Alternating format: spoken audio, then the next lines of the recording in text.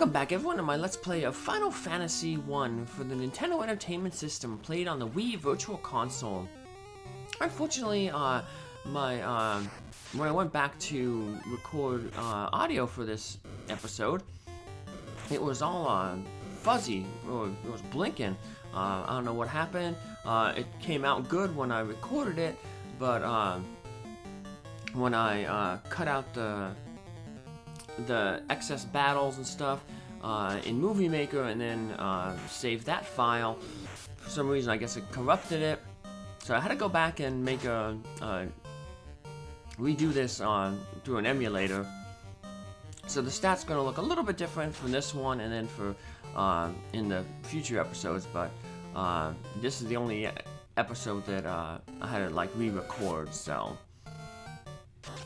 But we're in the Marsh Cave here because this is apparently where Astos fled after stealing the crown of that king in the Northwest Castle.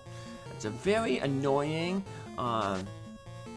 dungeon because many of the enemies in there are like these scums where they have poison touch, where their physical attack is going to inflict the poison status on your characters.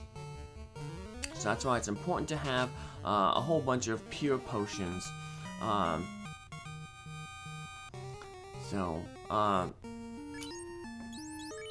Another annoying thing about those scum enemies there is they have really high defense. So pretty much the only damage you're going to do to them when you hit them is you're going to only do 1 damage unless you do a critical hit. Critical hits will ignore their defense.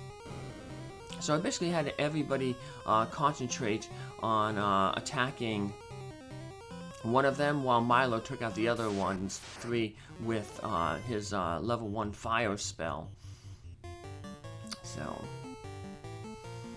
yeah, I figured by the time Milo took out one of them, the other folks may have a critical hit. Critical hits, surprisingly, are bugged in this game. Certain weapons were supposed to have higher critical hit rates, but it turns out that the critical hit rate of weapons is based on their position in the code, in the table. So like early weapons like knives, hammers, and stuff have really low critical hit ratings, but then more powerful weapons toward the top, the bottom, the end of the weapons table actually have a higher crit rating. So once again, another coding error in this game, but it's okay. It doesn't really affect too much. So I guess it actually helps the player out because you're getting these really strong weapons and they have a higher crit rating. So we're gonna keep heading through here to the Marsh Cave. Now, when we entered the Marsh Cave, you notice there was a split. You could have went to the left or to the right, or up and down, more precisely. The way up would have taken us to one room where there was one floor, I should say, where there was some treasures. The treasure that we really want to get, the crown that was stolen by Astos from that king in the Northwest Castle, that's actually down to the bottom here. So I went to the bottom first because you want to try to get the crown. Obviously, that's the main goal. And if you if you run out of resources when you leave the cave, you can save and then come back and do a second run, a shorter run, to get the treasures on the upper floor or on the up section of the cave. So because the main goal was going down, I went that way first while I had all the resources at my disposal. So, but yep, so here we are, we're basically on the bottom floor of the Marsh Cave. This is a very large floor, It's basically, the way it's set up is there is 4 rows, and there's going to be 4 rooms in each of the rows. So a lot of treasure to get. The bottom row, though, all the doors are locked. I'll show that off that they're all locked. So unfortunately, that means that we're going to have to make a second run through the Marsh Cave later on, once we get the Mystic Key. Because there's going to be 4 locked doors at the bottom row. So, ooh, we managed to walk through that bat. Yeah, sometimes, if you're moving in the same direction as the bat is moving, and you're both moving toward the same tile, you kind of phase through each other. So, bunch of empty rooms. I'll be opening all the doors just to show if there's something in it or not. So, obviously there's nothing in there. I'll just step right out of it. So, just gonna make like a little zigzag pattern and grab the all the treasure that we can. Here's another annoying enemy, the Crawl. He's like the purple creep down there. What makes him annoying is he has stun touch, and he has 8 attacks. So pretty much, even though he doesn't do a lot of damage, he basically does 1 hit point with each of his attacks. The fact that he has 8 of the attacks means it's pretty likely that his stun touch is going to take effect. So as you can see, it took effect there, stunned Marty, and now Marty's going to be out for several turns. Eventually the stun will wear itself out, but if you run into a whole bunch of those Crawl enemies, they can stun lock your entire party. And if that happens, then you're just basically at the mercy of the game's random number generator to hope that the stun gets removed and you can, whatchamacallit, go back on the offense. Finish up the battle. So, use a little bit of healing there. So, yeah, any money that you have after you buy pure potions, I went in with 11 pure potions. Any money you have after that, you want to put in toward healing potions.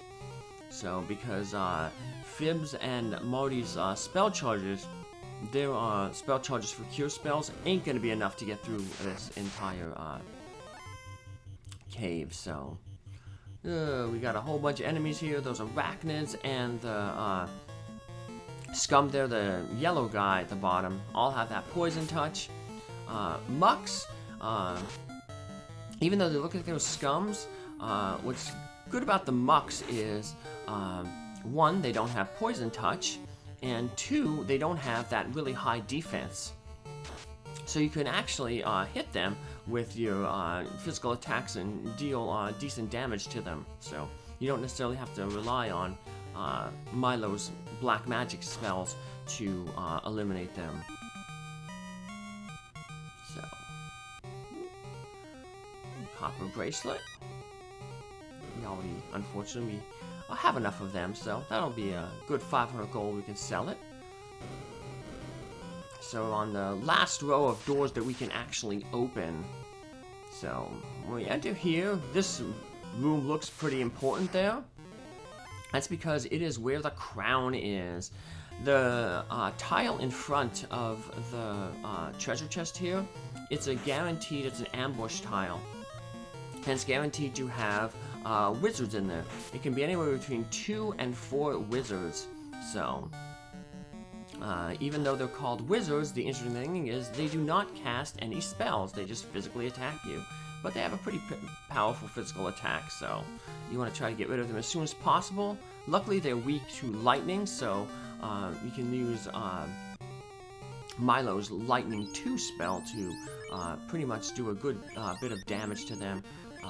Maybe if you get a good enough roll on the damage, actually take them out right away. So we got lucky there, only had 2 of them, but like I said, up to 4 can happen. So now they're basically coded as a mini boss, which means that anytime in the future, if we run into a group of wizards, and they become a common enemy in future dungeons, you can't run from them.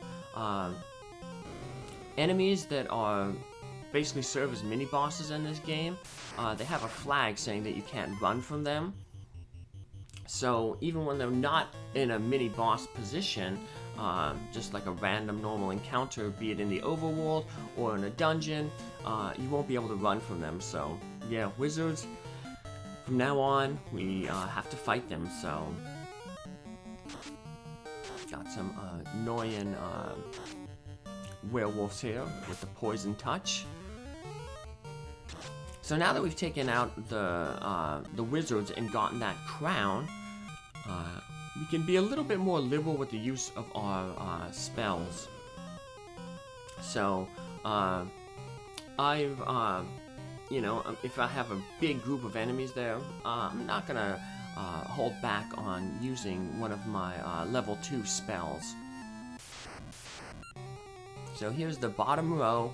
As you can see, all the doors are going to be locked by the Mystic Key, so yeah, we're going to have to come back here later on once we get that Mystic Key.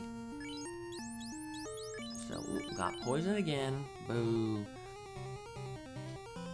Now, we got the crown back. It said the royal crown, but apparently we were told that Astos stole the crown and fled to the Marsh Cave. But if you notice, that wasn't Astos we fought. We fought a bunch of wizards. Well, I don't know. Who knows what's going on? But we do know that we have to take this crown back to the that king in the Northwest Castle, and let's see what kind of reward he's going to give us. So, just head up here. We're almost at the end. So if you're in a pretty good position, like I am here, you can, when you get to the entrance of the Marsh Cave, you can head up and get the rest of the treasures. So, which is what I will be doing here. So, now one thing I didn't mention when I went through here because it didn't apply, but it could apply if you're playing. The bats are moving around. When you enter into a room, everything outside that room freezes. So before you enter a room, like that room that I just entered, where there's a door in and a door out, you want to make sure there's no bat in the doorway that you're exiting, because if you enter that room, the bats at the exit door, the bat's gonna freeze there, so you'll never be able to exit the room. So you gotta make sure that before you enter the room that the bat is away from the exit. So yeah, everything basically time freezes outside the rooms when you enter them, so you gotta make sure those pesky bats don't get in the way. They are definitely gonna get in the way in a future dungeon. So yeah, future dungeon we're gonna be entering is a lot of narrow passages and a lot of bats. So those bats, they get a little nickname. They're called beep beep bats, because it's like, you know, you're driving your car and you're honking the horn for like something to move out of the way, like a deer or an animal on the road. You have a lot of deer at the base that I work at. So it's like the deer are smart because they know that, I guess they know that, you know, hunting's illegal on the base, so they're safe. So got a lot of deer on the base. We also get a lot of geese on the base because it's right on the water. So all the geese come down and swim in the creek on the side of the base. So got shadows there, another undead enemy. They also have a status effect when they attack you, but luckily it's a bug status effect. It's the dark status effect, and dark doesn't do anything. It's a bug stat, so it's supposed to reduce your accuracy, but like I said, it doesn't do anything. That's why we didn't bother buying the dark spell for our black mage or Marty, and we didn't bother buying the lamp spell, which removes the dark status from your characters for Fibbs. So, a bugged mechanic saves us having to buy some spells. And here we have the final 2 chests in the Marsh Cave. Woohoo! Well, final 2 that we can access. Like I said, once we get the Mystic Key, we're gonna have to come back here and trek all the way down to that bottom floor to pick the treasure up behind those 4 locked doors. So, but yeah, as you can see, the Marsh Cave, very long dungeon. Because up to this point, the only dungeon we've been in is the Temple of Fiends, and that was just 1 floor. So, yeah, big and didn't really have enemies with a whole bunch of status inflicting attacks. So yeah, Marsh Cave, big jump up in difficulty, and that's what necessitated all that grinding that we had to do. So, but thankfully, we don't have to do grinding for a while yet. So, woohoo! If really ever. So, yeah, right now the game kind of grinding pretty much is, for the most part, non-existent. As long as you're fighting pretty much every enemy you encounter, you should be pretty good for experience. So, now I'm going to use a house here to get all our spell charges back, and then afterwards use a tent. There's a bug in that the game saves when you use a tent. It's saved first. Haha! I am Astos, King of the Dark Elves. And he has Matoya's crystal, and he wants his crown back. But what I was saying was there was a bug. What the game does is the game saves the game first, then recharges your magic. So if you use a house and then reset the game, you'll notice that your magic charges aren't restored. So what you really have to do is basically use a house, get your magic back, then use a tent to save the game afterwards. So that's what I did right there. So Astos is really annoying. This is actually the second time I wanted to save before I fought him, because Astos has an annoying spell there. His first spell he uses is Rub, which instantly defeats one of your characters. So yeah, Astos has a 75% chance to use a spell, and his spells are listed in the order that he goes in. So he'll use Rub, Slow 2, Fast, Fire 2, Lit 2, and go down the order like that. So, and each turn he has a 75% chance to use one of those spells. Rub is obviously the worst one because, like I said, it instantly defeats a character. We got lucky there. He used Slow 2 on Marty, so now Marty can only do 1 hit with his attacks. But that's okay, because Marty, if the battle went a little longer, he could just use his level 2 spells. So, yay, we managed to take out Astos there. So he was that king in disguise the entire time, and by defeating Astos, we get the crystal. Matoya's crystal that allows her to see, so we better take that to her. Hopefully, she will give us the herb that we can use to wake the prince. Take care, see you next episode. Bye!